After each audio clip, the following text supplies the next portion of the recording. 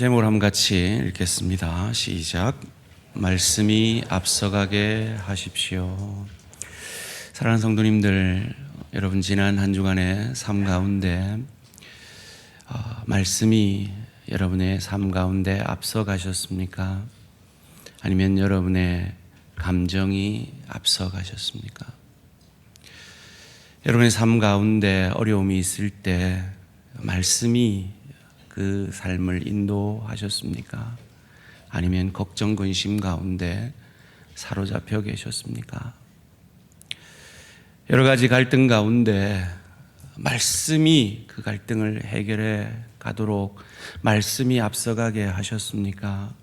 아니면 두려움 속에서 그 갈등 속에 파묻혀 계시지는 않았습니까? 저희는 몇 년 동안 계속해서 아침에 우리 성도님들께 문자를 성령 충만 기도하셨나요? 라고 여쭙는 것으로 우리 성도님들의 성령 충만함을 위해 함께 노력해 왔죠. 표도 그 표인데요. 한번 같이 읽어볼까요? 시작. 성령 충만으로 복음 전하는 교회. 왜 이렇게 우리는 성령 충만함을 강조하고 성경은 이렇게 우리에게 성령 충만함을 강조하는 것일까요? 여러분, 제가 앞자리를 얘기해 볼 테니까 여러분이 뒷자리를 얘기해 보세요. 빈수레가 이거 잘하시네요. 가만히 있으면 그렇죠. 중간은 간다. 예. 어떤 경우에 이런 말을 합니까? 말만 앞서는 경우가 우리에게는 많이 있기 때문이죠. 예수님도 말씀 가운데 이런 말씀을 하시는 것 같습니다. 마태복음 5장 33절에 37절 말씀인데요. 또 옛사람에게 말한 바 헛맹세를 하지 말고 내 맹세한 것을 주께 지키라 하였다는 것을 너희가 들었으나 나는 너희에게 이르노니 도무지 맹세하지 말지니 하늘로도 하지 말라 이는 하나님의 보좌이며 땅으로도 하지 말라 이는 하나님의 발등상이며 예루살렘으로도 하지 말라 이는 큰 임금의 성이며 내 머리로도 하지 말라 이는 내가 한 터럭도 희고 검게 할 수 없음이라. 오직 너희 말은 옳다 옳다 아니라 아니라 하라. 이에서 지나는 것은 악으로부터 나느니라. 왜 예수님께서 우리에게 맹세하지 말라 하십니까? 왜냐하면 우리는 그 맹세를 지켜낼 능력이 없기 때문입니다. 그런데 우리에게는 맹세하지 말라 하신 예수님이 아직 일어나지도 않은 일에 대해서 미리 말씀하고 계십니다. 오늘 본문 1절 말씀입니다. 내가 이것을 너희에게 이름은 너희로 실족하지 않게 하려 함이니 너희가 나 때문에 핍박을 받게 될 것이고 환난을 받게 될 것이라고 말씀하시면서 내가 이 말을 이 일어나지도 않은 일을 미리 말하는 것은 너희가 그때 그 일이 일어났을 때 실족하지 않게 하기 위해서라고 말씀해 주십니다. 이를 통해서 우리가 무엇을 알 수 있습니까?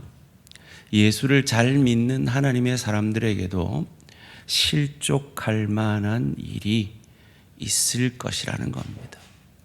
사랑하는 성도님들, 우리가 신앙이 좋다고 할 때 오히려 큰 실수를 범하는 게 있습니다.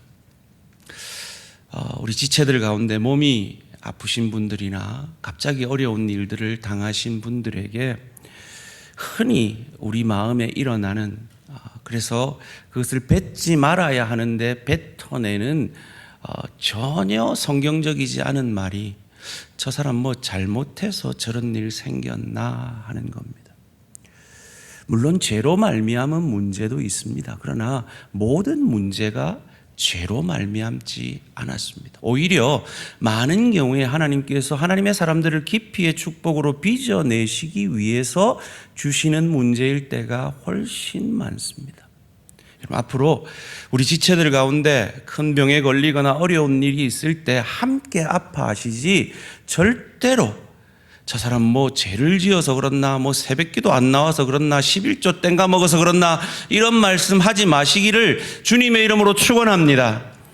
그리스도인들도 환난을 당합니다. 어려움을 겪습니다. 우리는 그 어려움을 저주로 하지 않습니다.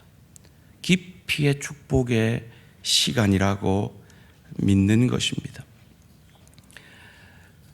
실족지 않는다는 말은 바로 그 말입니다. 그 시간에 하나님 살아계신데 내 삶이 왜 이래? 이렇게 실족하는 것이 아니라 하나님이 나를 너무 사랑하셔서 나로 이 하루살이 같은 인생이다가 아니라 저 좋은 천국을 누리고 즐길 수 있는 실력과 인격을 하늘나라의 주인인 예수님을 닮아 영생을 그 천국의 축복을 받아 누리라고 나로 빚어지게 하시려는 깊이의 축복이다라고 해석해낼 수 있도록 하시겠다는 것입니다. 어떤 환난이 닥칩니까? 2절 말씀입니다. 사람들이 너희를 출교할 뿐만 아니라 때가 이르면 물은 너희를 죽이는 자가 생각하기를 이것이 하나님을 섬기는 일이라 하리라. 여러분, 오늘날의 출교는 그냥 교회에서 쫓겨나는 것이죠.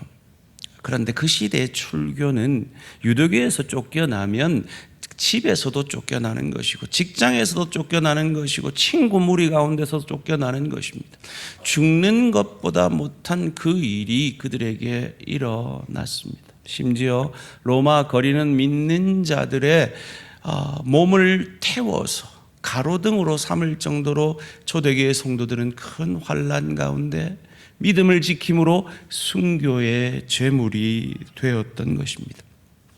그것을 통해서 우리는 무엇을 알 수 있습니까? 믿음이란 목숨보다 귀한 것이구나 하는 것을 알 수가 있습니다. 그런데 그 어려움은 참을 수 있는데 자기에게 그렇게 해놓고 하나님을 위해서 그렇게 했다는 말은 그 환난에 더 큰 짐을 지우게 되는데 바로 그들이 그런 환난을 경험할 것이라는 겁니다. 그 환난의 주체자가 누구였습니까? 하나님을 위해서 하나님을 핍박했던 사도 바울이었죠. 그 와중에 주님은 용서할 명분을 만들어내고 계심을 이어지는 3절이 우리에게 가르쳐 줍니다. 함께 읽습니다. 시작. 그들이 이런 일을 할 것은 아버지와 나를 알지 못함이라. 여러분, 예수님이 이 말을 언제 또 하셨는지 기억이 나십니까? 십자가상에서죠. 주님, 저들이 하는 일을 알지 못하니이다. 사랑하는 성도님들, 우리 예수님은요, 여러분을 정죄하기 위해 이 땅에 오신 것이 아니라 사랑하기 위해 이 땅에 오셨음을 믿으시기를 주님의 이름으로 축원합니다. 그것을 삭개오가 경험했잖아요. 그 세리 삭개오, 그 민족의 고열을 빨아먹던 그 세리 삭개오에게 회개하라는 말씀 한마디 안 하시고 그 삭개오와의 교제를 기뻐하시던 그것을 통해서 이 예수님은 나를 정죄하려고 오신 게 아니라 나와 함께 하시려고, 나를 사랑하시려고 오신 것이구나. 그것을 깨닫고 그는 회개의 역사를 만들어낸 것입니다. 문제는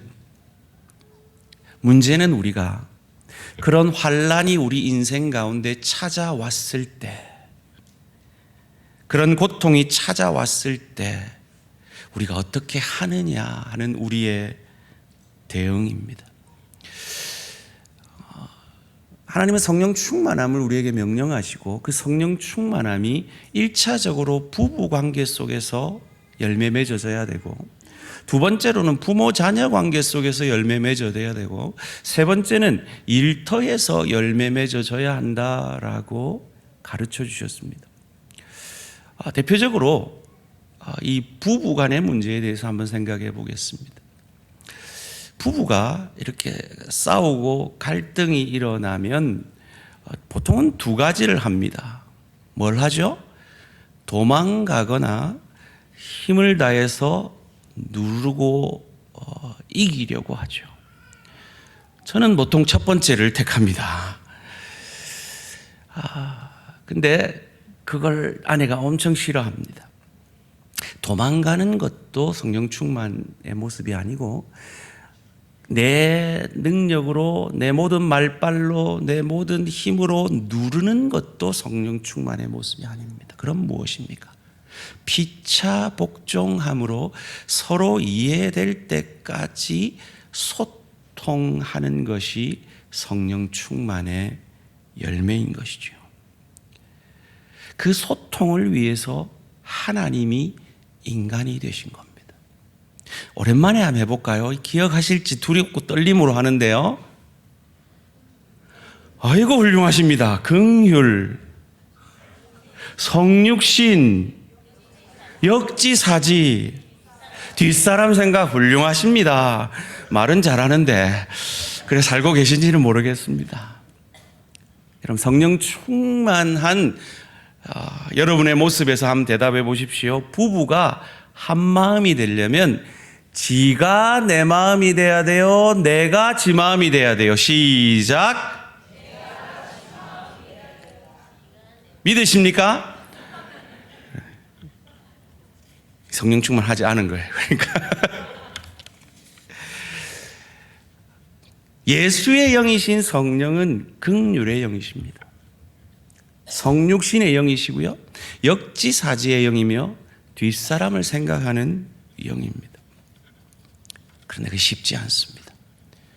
쉽지 않으니까 성령 충만한 권사님이 지가 내 영혼이 돼야 된다고 얘기를 하시는 거잖아요.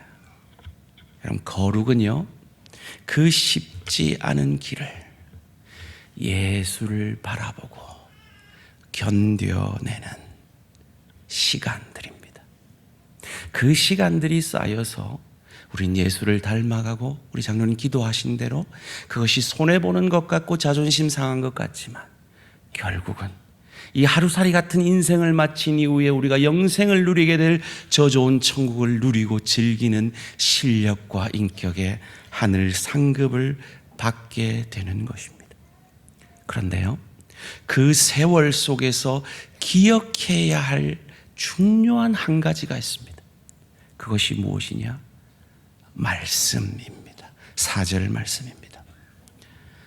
오직 너희에게 이 말을 한 것은 너희로 그때를 당하면 내가 너희에게 말한 이것을 기억나게 하려 하며, 처음부터 이 말을 하지 아니한 것은 내가 너희와 함께 있었음이라. 예수님은 지금 이제 몇 시간 뒤면 떠나십니다. 죽으십니다. 그리고 부활하신 이후에 40일간 함께 하시고 승천하셔서 아버지께로 가실 것입니다. 그런데 이제 제자들은 홀로 남게 됩니다. 지금 너희와 함께 있을 때는 내가 너희를 돌보아 줄 수 있지만 이제 내가 떠나고 나면 내가 너희를 돌보아 줄 수 없다. 그때 말씀이 너희를 돌보고 말씀이 너희를 지킬 것이다 라고 말씀하고 계신 겁니다. 그때 성령께서 말씀을 생각나게 하셔서 그 말씀을 통해 우리가 당하고 있는 그 현실의 문제를 재해석함으로 그 말씀 속에서 걱정과 근심과 분노와 상처 가운데 있을 수밖에 없는 우리를, 그 문제를 재해석해내어서 그것이 저주가 아니라 깊이의 축복이라고 재해석해내므로 하늘에는 영광이요 땅에서는 기뻐하심을 입은 사람들 가운데 약속하신 그 놀라운 평안을 우리에게 임하게 하실 것이다 라는 것입니다. 여러분 오늘 제목이 뭐였죠? 말씀이 앞서가게 하십시오. 여러분 부부 얘기를 했으니까 부부 싸움 하면 여러분 말씀이 앞서갑니까? 분노가 앞서갑니까? 분노가 앞서갑니다. 그래서 삐져가지고 말 안 하면 말씀이 앞서갑니까? 걱정이 앞서갑니까? 걱정이 앞서갑니다. 그래서 그게 한 3일 되면 말씀이 앞서갑니까? 두려움이 앞서갑니까? 두려움이 앞서갑니다. 바로 그때 말씀이 앞서가려면 어찌 해야 할까요? 그때 말씀이 앞서가려면 말씀이 생각이 나야 되는데 감정에 사로잡히고 욕망에 사로잡히고 걱정에 사로잡혀 버리면 그 말씀이 생각이 안 난다는 게 우리의 문제라는 겁니다.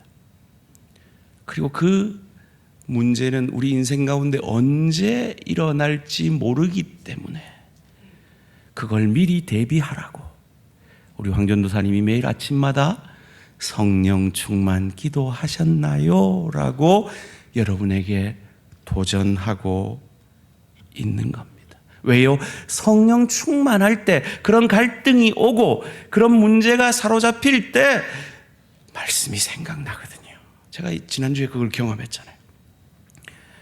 갑자기 저희 아내가 갱년기라 심기가 불편해지셔가지고 문자에 저를 이렇게 오해하는 그런 문자를 겁나게 보낸 거예요. 그런 문자 받으면 남편들 겁나잖아요, 그죠? 그때 제가 보통 성령 충만하지 않았으면 뭐 니는 잘났나, 뭐 니는 어쨌노, 뭐 이렇게 나가야 되는데, 성령 충만하니까요. 제가 다 아내 앞에 담대히 나가가지고 여보라고 하죠. 저기 주희 엄마, 그거 오해예요. 저 그런 적 없어요. 하고 설명을 탁탁탁탁 했어요. 그랬더니 너무 잘 받아주는 거예요. 그리고 저희 아내가 저희 딸한테 그랬대요. 저한테는 그러지 않았는데 딸한테 제가 그래줘서 너무 고마웠대요. 제가 그래서 뭘 했는지 아세요? 성령께 영광 그랬어요. 성령 충만하지 않았으면 저도 한 성깔 하는데 여러분은 보지 못했지만 저희 아내는 많이 봤거든요. 그거를 발휘했을 텐데 성령 충만하니까 그렇게 소통하게 되더라는 겁니다. 성령이 생각나게 해주시는 거예요. 요한복음 15장 26절 말씀입니다. 내가 아버지께로부터 너희에게 보낼 보혜사 곧 아버지께로부터 나오시는 진리의 성령이 오실 때 그가 나를 증언하실 것이요. 요한복음 14장 26절 말씀입니다. 보혜사 곧 아버지께서 내 이름으로 보내실 성령 그가 너희에게 모든 것을 가르치고 내가 너희에게 말한 모든 것을 뭐하게 하시리라? 생각나게 하리라. 예수를 믿는 저와 여러분에게는 이 특권이 있는 거예요. 로마서 8장 9절 말씀을 함께 한 목소리로 읽겠습니다. 시작. 너희 속에 하나님의 영이 거하시면 너희가 육신에 있지 아니하고 영에 있나니 누구든지 그리스도의 영이 없으면 그리스도의 사람이 아니라. 여러분 예수를 저주할 자가 아니라 나의 구주 나의 하나님으로 믿으십니까? 그러면 여러분은 그리스도의 영이 있으신 거예요. 성령으로 아니하고는 예수를 주시라 할 수 없다 그랬거든요. 그렇다면 여러분은 그 평안을 말씀을 앞서가게 하시는 그 역사를 경험하실 수 있다는 겁니다. 무엇으로요? 성령 충만함으로요. 성령 충만이 뭘 하시기에요? 말씀을 생각나게 하시고요. 그 말씀을 통해서 우리의 그 문제되는 상황을 재해석하게 하시기 때문입니다. 사랑하는 성도님들, 이번 한 주간도 여러분을 화나게 하는 어떤 일이 있으실 겁니다. 여러분을 걱정하게 하는 어떤 일들이 있으실 것이고요. 여러분을 두려움에 사로잡히게 하는 일들이 있으실 겁니다. 그때 그 분노 속에서 말씀이 우리의 상황을 재해석하고 앞서가게 하려면 성령 충만해야 합니다. 그리고 성령 충만을 통해서 우리가 해야 되는 일은 성령님께 질문해야 합니다. 내가 지금 이 일을 겪고 있는데, 이런 사람을 만났는데 어떻게 할까요? 질문해야 되는데 질문을 안 해요. 생각을 해야 되는데 생각을 안 해요. 5절 말씀입니다. 지금 내가 나를 보내신 이에게로 가는데 너희 중에서 나더러 어디로 가는지 묻는 자가 없고. 여러분, 주님은 우리에게 묻기를 원하세요. 제자들에게 뭐라 그러셨습니까? 들에 핀 꽃을 봐라. 공중 나는 새를 봐라. 저들도 먹이고 입히거늘 하물며 너희일까 보냐. 이 믿음이 적은 자들아, 하나님 아버지가 아들을 우리에게 아끼지 않고 주셨는데 그 모든 것을 너희에게 더하게 하지 않겠느냐. 제발 좀 생각 좀 해라. 그래서 나한테 좀 질문 좀 해라. 그러면 나한테 답이 있다라고 말씀하시는 겁니다.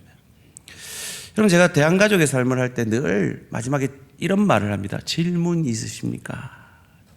여러분, 제가 왜 질문 있으십니까? 라고 물을까요?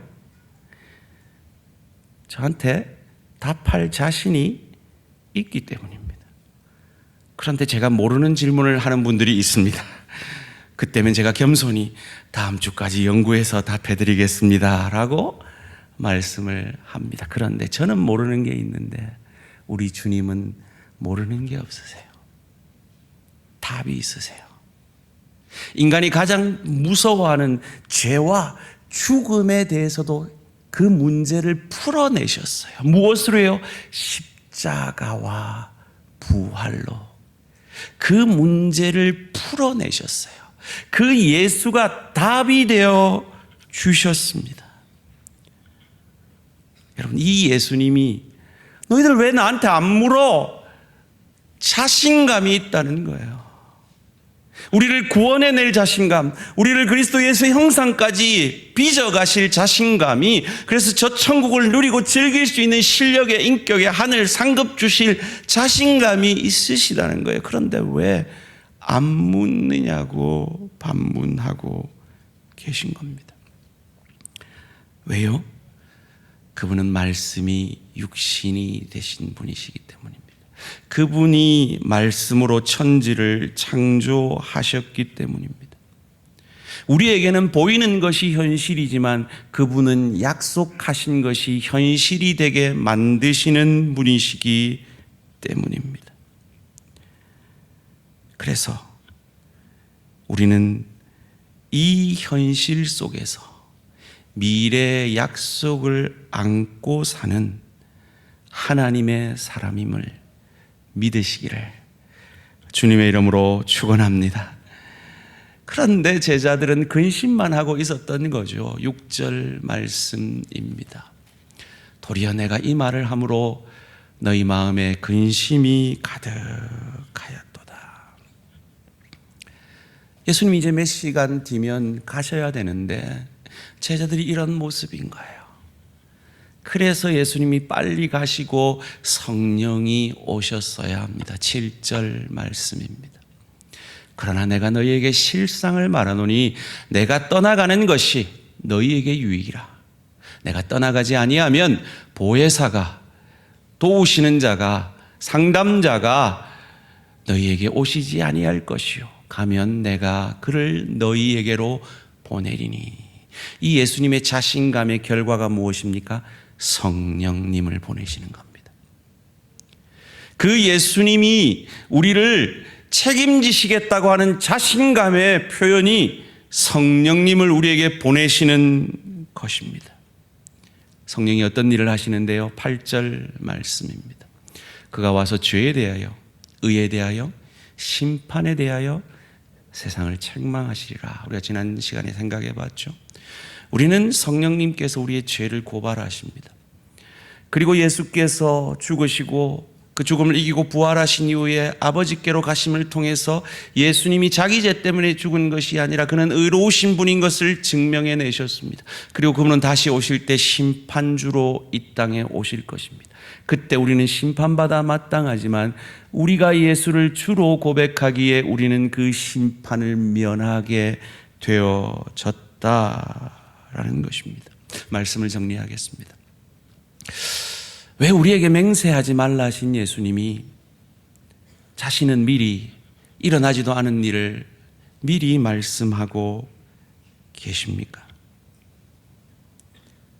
우리는 그 맹세를 지킬 능력이 없지만 주님은 그 말씀을 지킬 능력이 있으시고 그 구약의 여러 선지자들을 통하여서 약속하신 그 메시아를 그 약속 그대로 이 땅에 말씀이 육신이 되게 실현해 내신 분이시기 때문입니다.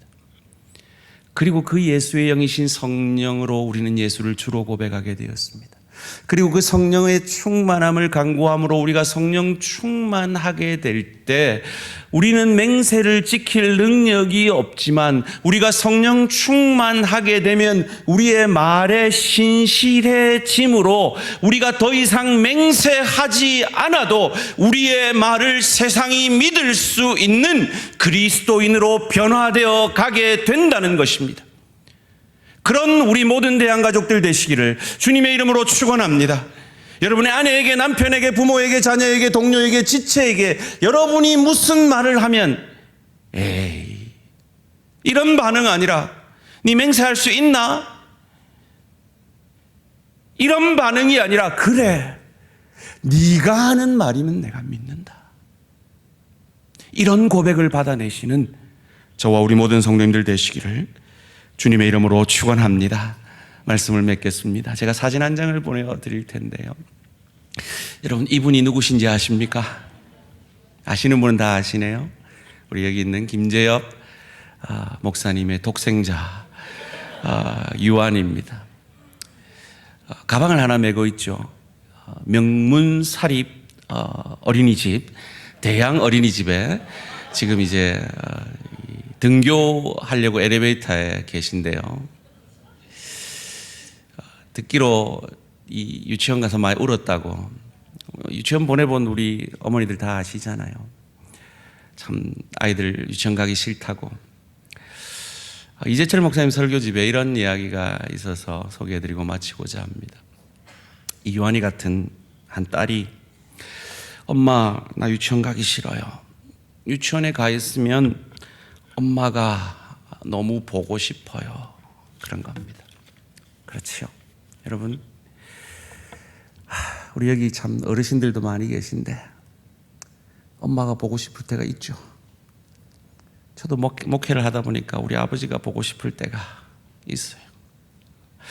아버지 그 목회를 길을 어떻게 이렇게 마치셨습니까? 이런 아버지가 참 그리울 때가 있어요. 우리 모두가 그렇잖아요. 엄마가 보고 싶을 때가 있습니다. 그때 이 지혜로운 어머니가 이렇게 얘기해 주셨대요. 사실은 말이야, 내가 유치원 가 있는 동안 엄마도 네가 얼마나 보고 싶은지 몰라. 그러니까 우리 지금부터 이렇게 하자꾸나. 너는 엄마를 마음속에 꼭꼭 넣어서 유치원에 가고 엄마도 널 엄마 마음속에 꼭꼭 넣고 있는 거야. 그래서 내가 유치원에서 엄마를 보고 싶을 때마다 엄마를 마음속에서 꺼내보고 엄마도 내가 보고 싶을 때마다 널 꺼내보는 거야. 그러면 우리는 따로 있는 것 같지만 실은 늘 같이 있는 셈이고 또 외롭지도 않을 거야. 그리고 엄마가 언제나 널 위해 기도하고 있음을 잊지 마렴. 그래서 아이가 설득당해서 유치원을 갔습니다. 그리고 유치원을 돌아오는데 엄마를 보고 엄마 하면서 안기면서 이렇게 고백합니다. 엄마, 나 오늘 유치원에서 엄마 10번 꺼내봤다. 사랑하는 성도님들, 여러분은 지난 한 주 살면서 성령님을 몇 번 꺼내 보셨습니까? 여러분의 감정이 여러분을 주관할 때 여러분 성령님을 몇 번 꺼내 보셨습니까? 걱정, 근심이 여러분을 사로잡을 때 성령님을 몇 번 꺼내 보셨습니까? 누군가가 미워질 때 성령님을 몇 번 꺼내 보셨습니까? 두려움에 사로잡힐 때 성령님을 몇 번 꺼내 보셨습니까? 우리가 왜 이렇게 힘없는 신앙생활을 합니까? 성령 충만함의 능력을 믿지 못하기 때문은 아닙니까? 성령이 우리를 주관하면 현실은 변하지 않지만 그 현실을 대하는 우리가 변화되어집니다. 그것을 믿으시고 이 한 주간 어렵고 힘들 때마다 성령을 꺼내보시는, 성령 충만함을 간구하심으로 다시금 성령을 여러분의 마음의 왕자에 앉혀드림으로 하늘에는 영광이여 땅에서는 기뻐하심을 입은 사람들 가운데 약속하신 그 평화를 누리시는 저와 우리 모든 성도님들 되시기를 주님의 이름으로 축원합니다.